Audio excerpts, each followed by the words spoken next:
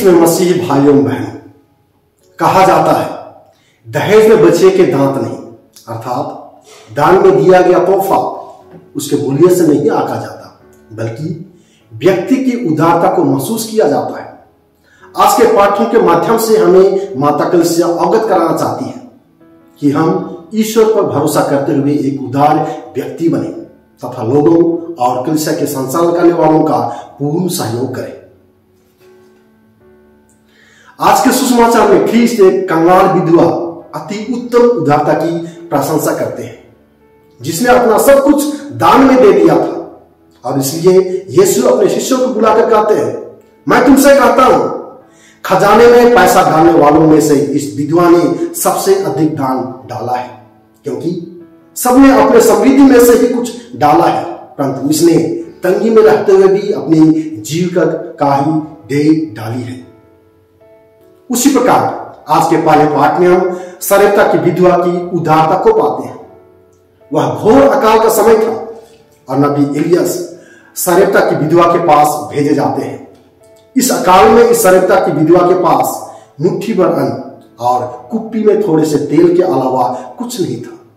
वह अपने बेटे के लिए रोटी बनाकर खाने को सोच रही थी और शायद वह उस दिन के लिए आखिरी निवाला था जिसे वह खाने के बाद मर जाने की बात कहती है।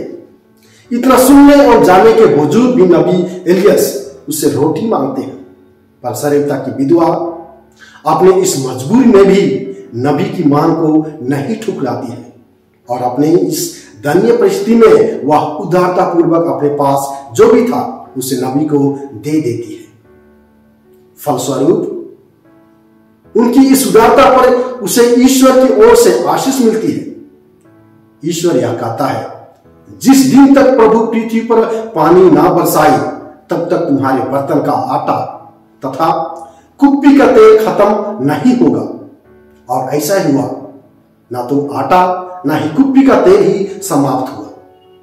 आइए इन विधवाओं के जीवन से हम भी शिक्षा लें, जो हमारे लिए तथा कलीसिया के लिए एक महान उदाहरण तथा नमूना प्रस्तुत करते हैं। हम न केवल अपने समृद्धि में बल्कि कमी में भी दूसरों की मदद करें। यह मदद हर संभव जो आर्थिक तंगी में है उन्हीं आर्थिक सहायता देने द्वारा हो। जहां श्रम की आवश्यकता हो वहां अपने श्रम द्वारा मदद करें तथा उनके साथ साथ अपने वचन, बात, व्यवहार द्वारा भी एक दूसरे की मदद करें। अपनी समृद्धि में से देना बहुत ही अच्छा है, लेकिन अपनी जरूरत को त्याग कर दूसरों को देना ख्रीष्ट गुण की पहचान है।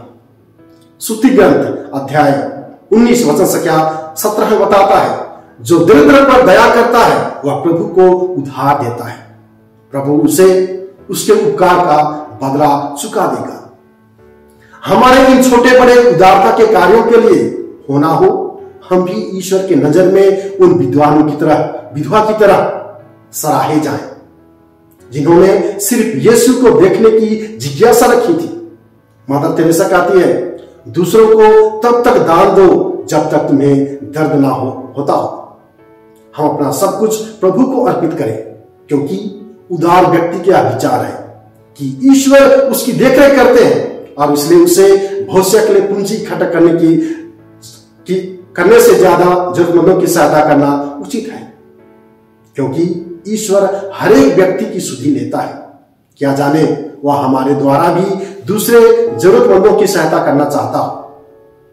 आज का दूसरा पाठ हमें कहता है कि यीशु ख्रीष्ट हम सबों की मुक्ति के लिए एक बार मर गए और स्वर्ग में प्रवेश किए। ख्रीष्ट हमारे मुक्ति के लिए क्रूस पर चढ़ाए गए तथा तीसरे दिन मृतों में से पुनर्जीवित हुए।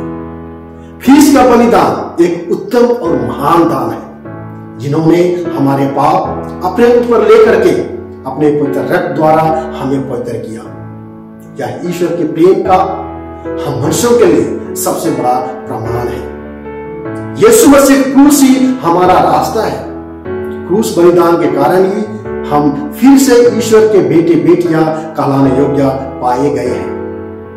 पहला पत्रस अध्याय 2 वचन संख्या 24 में लिखा गया है, वह अपने शरीर में हमारे पापों को क्रूस के काट पर ले लिए, जिसे हम पाप के लिए मृत होकर धार्मिकता के लिए जीने लगे, हम उनके घाव द्वारा भले चंगे हो गए हैं। सच्चा और निस्वार्थ होने का अर्थ है निजी सुख सुविधाओं को त्याग कर दूसरों के लिए भी जीवन जीना है तथा दूसरों के जीवन का निर्माता भी बनना है। दान देने की आदत घर से शुरू होती है। क्या आप दानी हैं?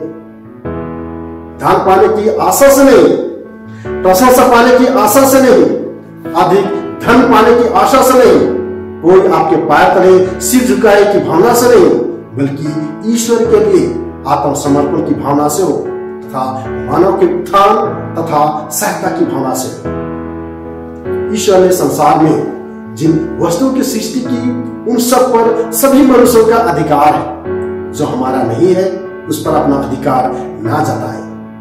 हमें अपनी सम्मति को भी इसी दृष्टि से देखना चाहिए कि ईश्वर ही सब कुछ के मालिक है। इसलिए आइए हम सभी जरूरतमंदों की सेवा करते हुए ईश्वर के क्रूस बलिदान और प्रेम को अपने जीवन द्वारा मसीह होने का एहसास दूसरों को दिलाएं और प्रभु के लिए उसी के तरह जीवन जीने की कोशिश करें, भले ही हमें कठिनाइयों से गुजरना क्यों ना पड़े।